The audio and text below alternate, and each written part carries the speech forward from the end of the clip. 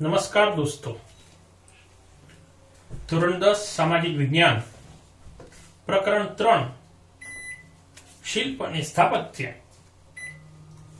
ભાગ 2. અગાઉ આપણે શિલ્પ અને સ્થાપત્યની અંતર્ગત ભારતનું નગર આયોજન, ભારતના પ્રાચીન નગરો, હડપ્પાનું નગર, મોહેન્જો-દડોનું નગર આયોજન, ધોળાવીરા, લોથલ વગેરેની આપણે વિસ્તૃત ચર્ચા કરી અને ત્યારબાદ મૌર્યકાલીન સ્થાપત્ય કલા વિશેની ચર્ચા કરી અને એ સ્થાપત્યકાલીન અંતર્ગત આપણે પ્રાચીન સ્તૂપો એના વિશેની ચર્ચા કરી. સાથે સાથે સ્તંભલેખોની પણ વાત કરી. સાથે છેલ્લે આપણે સારનાથનો સ્તંભ એના વિશેની પણ આપણે વિસ્તૃત માહિતી મેળવવાનો પ્રયત્ન કર્યો. દોસ્તો, આ સર્વે બાબતો એ આપણા સૌ માટે મહત્વની છે. હવે આપણે શિલાલેખ વિશેની ચર્ચા આજે કરીશું. શિલાલેખ શબ્દ ઉપરથી જ આપણને એનો અર્થબોધ થાય છે. શિલા એટલે પથ્થર અને પથ્થર ઉપર કરવામાં આવતો લેખ, જેને આપણે શિલાલેખ કહીશું. પ્રાચીન સમયની અંદર આજે જે રીતે કાગળ ઉપર આપણે લખીએ છીએ, આજે જે રીતે આપણે કોમ્પ્યુટરની અંદર સંગ્રહ કરીએ છીએ, સીડી ઉપર આપણે રેકોર્ડિંગ લઈએ છીએ, પેન ડ્રાઈવની અંદર સાચવીએ છીએ રેકોર્ડિંગ, એવી કોઈ વ્યવસ્થા પ્રાચીન સમયની અંદર નહોતી. પ્રાચીન સમયની અંદર લોકો એ ઝાડની છાલ, તાંબાના પતરા કે પથ્થર ઉપર એ લેખ અથવા તો ધર્મની આજ્ઞાઓ ઉતારવામાં આવતી. કાષ્ટ શિલ્પ, પાષાણ શિલ્પ વગેરે સ્થાપત્ય કલાના ઉત્તમ નમૂનાઓની પ્રતીતિ કરાવે છે. લાકડાઓ અને પથ્થરની વાડ બનાવી દરવાજા ઉપર સુંદર તોરણો કોતરાવ્યા છે, જે ધર્મના આચરણ ઉપર ભાર મૂકે છે. અને આવા શિલાલેખો એ આપણને પેશાવર, દેહરાદૂન, થાણા, મુંબઈ, ધૌલી અને જોગડા અને ઓડિશા અને ચેન્નઈ વગેરે સ્થળેથી આપણને પ્રાપ્ત થયા છે. ગુજરાતમાં જુનાગઢમાં ગિરનાર પર્વત તરફ જતા રસ્તામાં તળેટીમાં એ આ પ્રકારના શિલાલેખો, જેના ઉપર અશોકની ધર્માજ્ઞાઓ કોતરેલી છે, એ જોવા મળે છે આજે પણ. આ ઉપરાંત ગુજરાતમાં પાલિતાણા, શેત્રુંજય પર્વત પરના જૈન મંદિરો એ ચિત્રની અંદર આપ જોઈ શકો છો.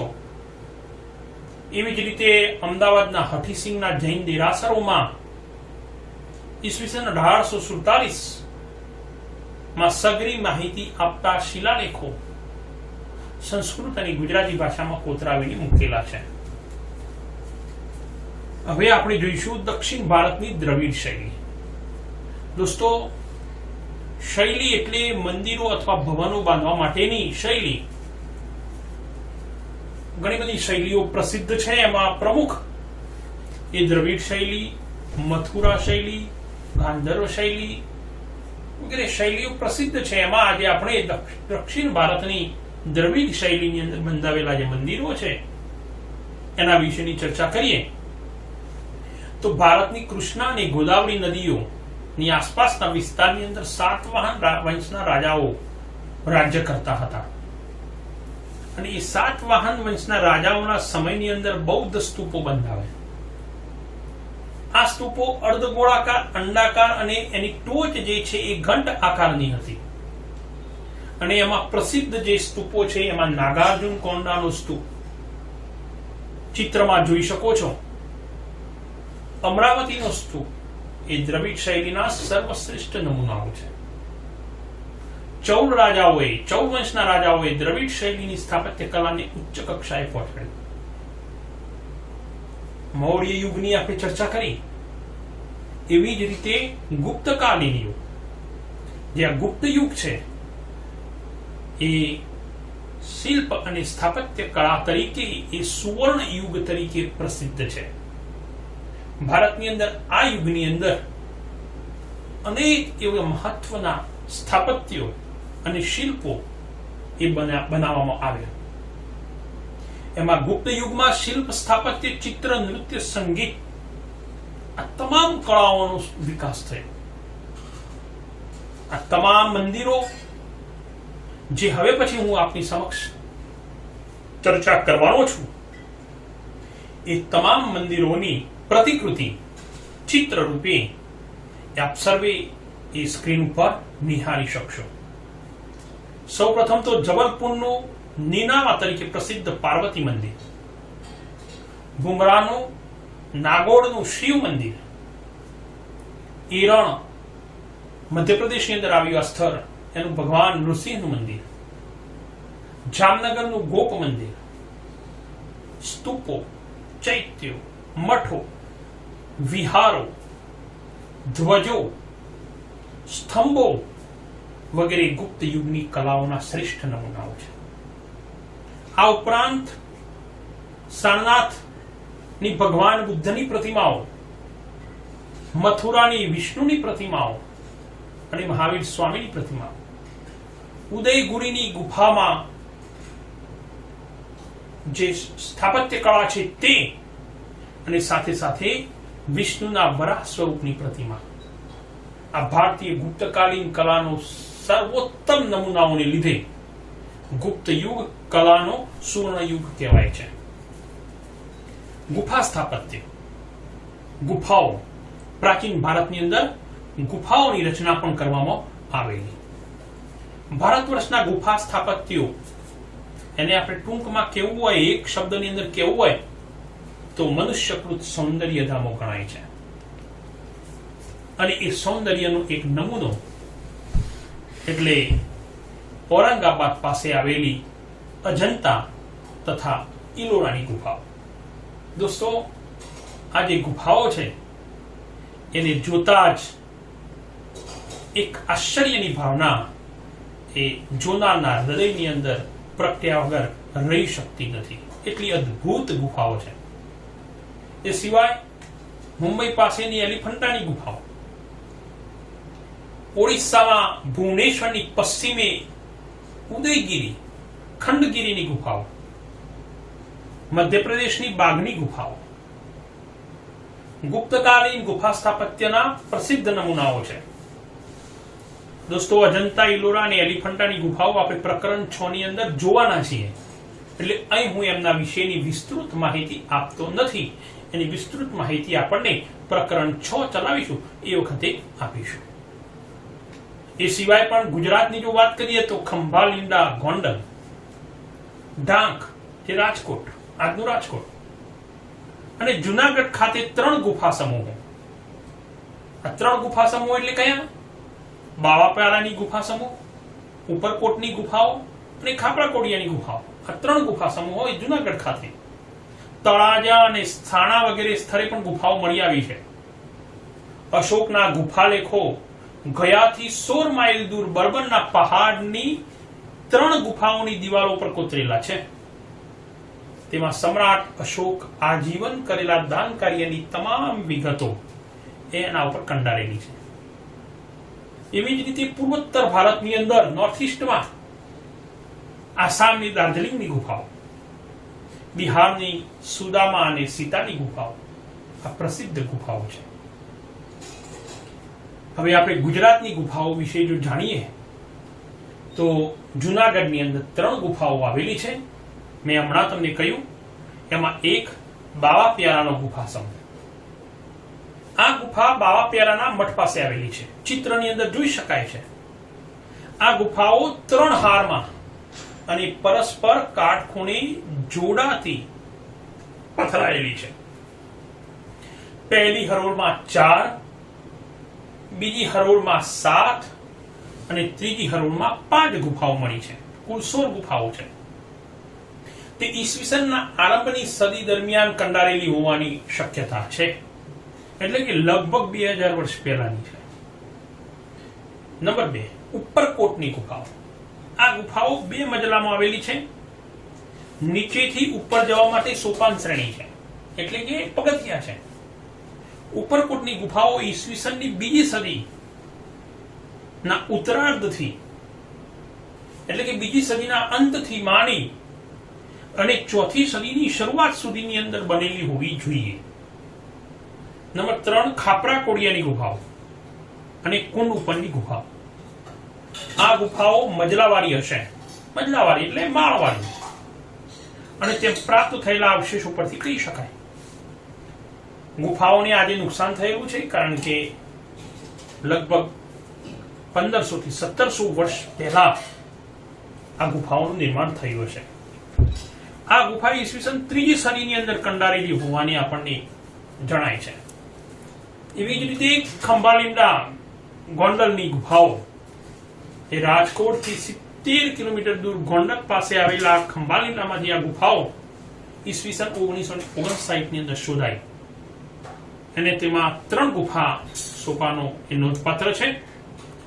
વચ્ચેની જે ગુફામાં સ્તૂપયુક્ત ચૈત્ય ગૃહો, પ્રવેશ માર્ગોની ઉભય બાજુએ વૃક્ષને આશ્રય ઉભેલા બોધિસત્વ અને કેટલાક ઉપાસકોની મોટી આકૃતિઓ બીજી ત્રીજી સદીની છે, જે આ ચિત્રની અંદર જોઈ શકો છો.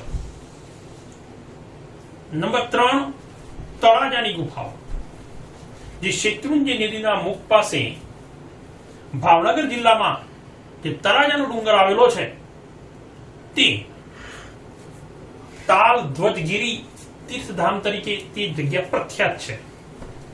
પથ્થરો કોતરીને 30 ગુફાઓની રચના કરવામાં આવી છે. આ જે ગુફાઓ છે એ સ્થાપત્ય કલાની દ્રષ્ટિએ ઉત્તમ છે. એમાં મુખ્યત્વે જે જોવાલાયક છે એ એભલ મંડપ, જે સભાખંડ તરીકે સિદ્ધ થયેલો છે. ચૈત્ય ગૃહ સુરક્ષિત અને શિલ્પ સ્થાપત્યની દ્રષ્ટિએ ઉત્કૃષ્ટ છે. બૌદ્ધ ધર્મના સ્થાપત્યોથી આ ગુફાઓ ઈસવીસનની 3જી સદીની છે. એવી જ રીતે સાણા ગુફાઓ, જે આજનો ગીર સોમનાથ જિલ્લો જે છે એના ઉના તાલુકાના વાકિયા ગામ પાસે રૂપેણ નદી ઉપર સાણાના ડુંગરો ઉપર આ ગુફાઓ આવેલી છે.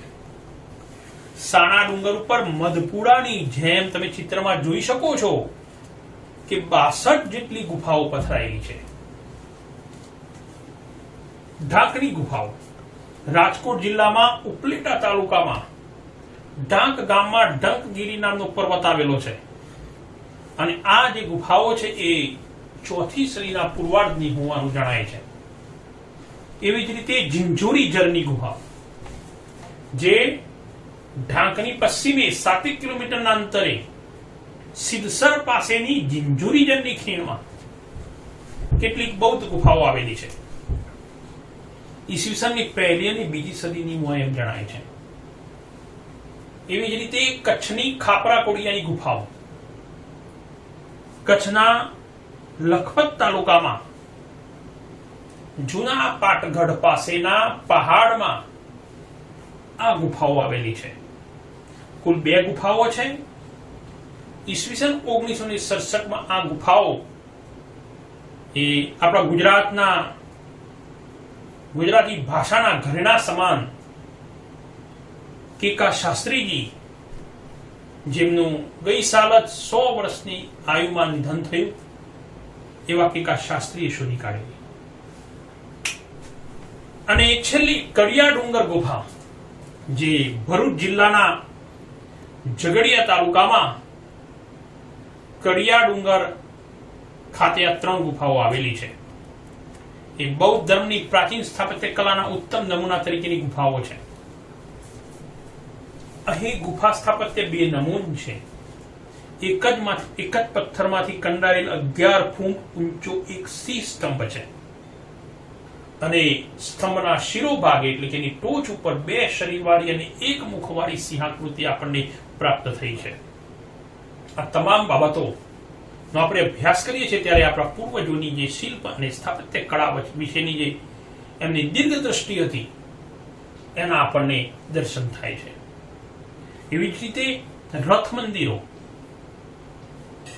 નામ ઉપરથી જ એના ગુણ, પથ્થરમાંથી કાપેલા મંદિરો, રથ આકારના મંદિરો, અંગ્રેજીમાં કહેવું તો રોક કટ ટેમ્પલ, પથ્થર કાપીને બનાવવામાં આવેલા મંદિરો. દક્ષિણ ભારતમાં એક જ પથ્થરમાંથી કે ખડકમાંથી કોતરીને બનાવેલા જગવિખ્યાત રથ મંદિરો એ પલ્લવ યુગની આગવી ઓળખ છે. કાંચીનું કૈલાસનાથનું અને વેંકટ પેરુમાલનું મંદિર એ કલા સ્થાપત્યનું શ્રેષ્ઠ ઉદાહરણ છે. ચિત્રની અંદર આ બંને મંદિરોના દર્શન આપણે કરી રહ્યા છીએ. આ ઉપરાંત મહાબલીપુરમનો મંડપ અને મહાબલીપુરમના રથ મંદિરો એ વિશ્વ વિખ્યાત છે. દરેક રથ મંદિર એક ખડક કાપીને બનાવવામાં આવેલું છે અને આ દરેક રથને પાંડવોના નામ આપવામાં આવ્યા છે. સૌથી મોટું રથ મંદિર ધર્મરાજ અને નાનું રથ મંદિર દ્રૌપદીનું છે. તો આ રથ મંદિરોની વાત કરીએ હવે મંદિર સ્થાપત્ય. આજે આપણે થોડાક સમયથી રામ મંદિરની ભવ્યતા વિશેની વાતો આપણે ટેલિવિઝનની અંદર જોઈએ છીએ. પ્રાચીન સમયની અંદર આપણા પૂર્વજોએ જે મંદિરો બંધાવેલા છે એ મંદિરો પણ એટલા અદ્ભુત છે જેને જોતાની સાથે જ આશ્ચર્યની સીમાની બહાર જતા રહીએ છીએ. એ સમયે ઓછા સાધનો હતા અને છતાં પણ એમની દીર્ઘ દ્રષ્ટિથી જે મંદિરોની રચના કરી છે એ ખરેખર એ આજના યુગની અંદર અશક્ય જણાય એમ છે. મંદિર સ્થાપત્યની જ્યારે ચર્ચા કરીએ છીએ ત્યારે પ્રાચીન સમયના મોટાભાગના મંદિરો એ સીડીઓવાળા અને જમીનથી ઊંચાઈ ઉપર બંધાવવામાં આવેલા અને શિખરબંધ હતા. કેટલાક મંદિરો સપાટ પણ છે. મંદિરની એક રચના છે કે ગર્ભગૃહની અંદર જે દેવતાનું મંદિર હોય એની મૂર્તિ હોય અને એની ફરતા એક પ્રદક્ષિણા પથ હોય. સ્થાપત્ય કલાના પ્રાચીન મંદિરો જે શ્રેષ્ઠ છે એમાં આપ ચિત્રમાં જોઈ શકો છો જબલપુરનું ભુમરાનું શિવ મંદિર, દક્ષિણ ભારતનું બીજાપુરનું લાખાનનું મંદિર, ચોપડીની અંદર લાખાનનું છે લાડખાનનું મંદિર પણ કહેવામાં આવે છે. નાલંદા સુલતાનગંજી ભગવાન બુદ્ધની તાંબાની મૂર્તિ તથા મથુરાના જૈન મંદિરની પ્રતિમા એ શિલ્પ કલા ક્ષેત્રે અદ્વિતીય છે. તેમાં પલ્લવ રાજાઓનું ખૂબ મોટું યોગદાન છે. પલ્લવોની રાજધાની કાંચી ખાતે બંધાયેલા મંદિરો અત્યંત પ્રસિદ્ધ છે. ચોલ વંશની રાજધાની થંજાવુરમાં હતી, તમિલનાડુમાં આવેલું થંજાવુર, અને અહીં બૃહદેશ્વરનું મંદિર એ ચોલ વંશના રાજ પ્રથમે બંધાવેલું અને આ મંદિર લગભગ 200 ફૂટ ઊંચું હતું અને પ્રાચીન ભારતનું એ સૌથી ઊંચું મંદિર હતું અને અજોડ પણ મંદિર હતું. આ મંદિર આજે પણ એને જોતાની સાથે જ આપણને એની ભવ્યતાના દર્શન થાય છે. એવી જ રીતે ગોપુરમ સ્થાપત્ય પ્રાચીન ભારતના જે દક્ષિણ ભારતના મંદિરો છે એ દરેક મંદિરની આગળ એ ગોપુરમ જે ચોપડીની અંદર તમે જોશો અને અહીંયા સ્ક્રીન પર પણ એક ગોપુરમનું દ્રશ્ય આપ સર્વે સમક્ષ મૂકવામાં આવેલું છે જેને આપણે પિરામિડ કહીએ છીએ. એ પિરામિડ આકારનું એ ગોપુરમ એ દક્ષિણ ભારતની વિશેષતા છે. મંદિરનું પ્રવેશ દ્વાર અને આ ગોપુરમ જે બાંધકામ છે એ પાંડ્ય શાસકો દ્વારા એ પ્રસિદ્ધ કરવામાં આવ્યું અને વેગવંતુ બનાવવામાં આવ્યું. તેમણે મંદિરની બહાર ઊભી દિવાલો અને ઊંચા સુંદર સુશોભિત દરવાજાઓની રચના કરી. આ મંદિરના દરવાજાઓ ગોપુરમને નામે ઓળખાય છે. મંદિરોને બદલે ગોપુરમની કલાત્મક સુંદરતાનો મહિમા વધી ગયો હતો. કાંચી અને મદુરાઈના મંદિરોના ગોપુરમ એ દૂરથી જોઈને આજે પણ કલા રસિકો મંત્રમુગ્ધ બની જાય છે. આ ગોપુરમની જે સ્કેચ છે એ ચોપડીની અંદર પણ આપેલો છે. ગોપુરમની અંદર મુખ્ય બાબતો જે છે ગર્ભગૃહ, ગોપુરમ, મંડપ, શિખર અને વિમાન એ એના મુખ્ય સ્થાપત્યના લક્ષણો છે. એવી જ રીતે ઓડિશાની અંદર કોણાર્કનું સૂર્ય મંદિર એ પણ પ્રાચીન ભારતની મંદિર સ્થાપત્ય કલાનું બેહદ સુંદર ઉદાહરણ છે. આ આખું મંદિર એક રથ આકારનું મંદિર છે. તાંજોરમાં આવેલું બૃહદેશ્વરનું મંદિર એ એનું જે ગોપુરમ છે, એનો પ્રવેશ દ્વાર છે, એ 13 માળનો છે. અને આ સમયની ધાતુ તથા પથ્થરની મૂર્તિઓની આગવી વિશેષતાઓ હતી. નટરાજની કાંસ્ય પ્રતિમા એ તત્કાલીન મૂર્તિકલાનું ઉત્તમ ઉદાહરણ છે. ચોલ મંદિરો કલા સ્થાપત્યને ક્ષેત્રે આગવી પ્રતિભા અને ભવ્યતા ધરાવે છે. મદુરાઈમાં ભારતભરનું ભવ્ય મીનાક્ષી મંદિર આવેલું છે. તે વિશાળ જગ્યાએ પથરાયેલ છે. મંદિરના મુખ્ય 4 ગોપુરમ છે અને સ્થાપત્યની દ્રષ્ટિએ વિશિષ્ટતા ધરાવતું તે શ્રેષ્ઠ મંદિર છે. એવી જ રીતે મધ્યપ્રદેશની અંદર ચંદેલ વંશના રાજવીઓની રાજધાનીનું નગર ખજુરાહો, એની અંદર પણ લગભગ 80 મંદિરો હતા. એમાંથી 25 મંદિરો આજે પણ હયાત છે અને તમામ મંદિરો એ ભવ્યાતિ ભવ્ય છે. એ સાથે પ્રાચીન સમયની અંદર જે જૈન મંદિરોનું નિર્માણ થયેલું તે પણ સ્થાપત્ય કલાની દ્રષ્ટિએ ખૂબ જ ઉત્તમ હતા. એમાં રાજગૃહમાં વૈભાર, વિપુલાચલ, રત્નગીરી, ઉદયગીરી અને શ્રવણગીરી નામના 5 જૈન મંદિરો છે. સમય શિખરજી જે બિહારની અંદર સિદ્ધ ક્ષેત્ર જૈન તીર્થધામ આવેલું છે, તેને આપણે મધુવન પણ કહીશું, જેનું ચિત્ર આપ સર્વે સમક્ષ મૂકેલું છે. અહીં આજના ભગવાન અને બીજા 20 તીર્થંકરો નિર્માણ પામ્યા હતા. 24 તીર્થંકરો છે જૈન ધર્મની અંદર, એમાંથી 20 તીર્થંકરો ત્યાં નિર્માણ પામ્યા હતા. નિર્વાણ પામવું એટલે કે ત્યાં એમનો દેહ ત્યાગ થયો હતો. અહીં અભિનંદનનાથજી અને પાર્શ્વનાથજીના મંદિરો પણ છે. અહીં ભગવાન મહાવીરે પધરાવેલા અને કેટલાક મુનિઓ મોક્ષ પામેલા. ગુજરાતમાં જૈન દેરાસરો, પાલિતાણામાં અને પંચાસરના મંદિરો જે શંખેશ્વરમાં છે. રાજસ્થાનમાં માઉન્ટ આબુના દિલવાડા અને રાણકપુરના જૈન દેરાસર બાંધકામ, કોતરકામ, કલા કારીગરી અને શિલ્પકલા વગેરેની દ્રષ્ટિએ 2 નમૂન અને અદ્ભુત છે. ખાસ કરીને આબુ ઉપરના દિલવાડાના દેરા જે ગુજરાતના મંત્રી વિમલ શાહે બંધાવેલી વિમલ વસહી અને બીજા મંત્રી વસ્તુપાળે બંધાવેલ લોણ વસહી નામના દિવાલયો તેમની અજોડ કામગીરી અને આરાસપરહાનમાં બારીક મનોહર શિલ્પકામ માટે ભારતમાં જ નહીં પરંતુ વિશ્વભરમાં પ્રસિદ્ધ છે. અને પથ્થરો પર કંડારેલા કાવ્યો તરીકે પણ એને ગણવામાં આવે છે. આ દિવાલયો જૈન ધર્મની ભારતીય સંસ્કૃતિને અર્પણ થયેલી અજોડ અને યાદગાર ભેટ છે. જૈન મંદિરો શિલ્પ અને સ્થાપત્ય કલા એ જગવિખ્યાત છે. એવી જ રીતે આપણા જિલ્લાનું મોઢેરાનું સૂર્ય મંદિર જે મહેસાણાથી 30 કિલોમીટર દૂર આવેલું છે, જેની સ્થાપના ઈસવીસન 1026 ની અંદર સોલંકી યુગના રાજવી ભીમદેવ પ્રથમ એના દ્વારા એ બંધાવેલું. અને મંદિરની સમગ્ર રચના એવી છે કે સૂર્યનું પ્રથમ કિરણ એ મંદિરના ગર્ભગૃહની અંદર રાખેલી સૂર્યની પ્રતિમાના મુકટમાં રહેલા મણિ પર પડતા સમગ્ર મંદિર પ્રકાશથી ઝળહળી ઉઠતું હતું. આજે એ મૂર્તિ નથી કે મણિ પણ નથી. આ મંદિરની દિવાલોમાં 12 વિવિધ સૂર્યની મૂર્તિ અંકિત થયેલી આજે પણ જોઈ શકાય છે. આ સમગ્ર મંદિરની રચના એ ઈરાની શૈલીની અંદર થયેલી છે. મંદિરની બહારના જરકુંડની ચારે બાજુએ નાના નાના કુલ 108 જેટલા મંદિરો આવેલા છે. ત્યાં ઉષા અને સંધ્યાકાળે પ્રગટતી દીપમાલાને લીધે એક નયનરમ્ય દ્રશ્ય ઊભું થાય છે, જે આપણે ચિત્રમાં જોઈ શકીએ છીએ. એવી જ રીતે હવે મધ્યકાલીન સ્થાપત્ય, આ પ્રાચીન સ્થાપત્યની આપણે ચર્ચા કરી અને હવે મધ્યકાલીન સ્થાપત્ય વિશેની ચર્ચા એ આપણે કરવાની છે. હવે પછી પાઠ 3માં એ મધ્યકાલીન સ્થાપત્ય વિશેની આપણે ચર્ચા કરીશું.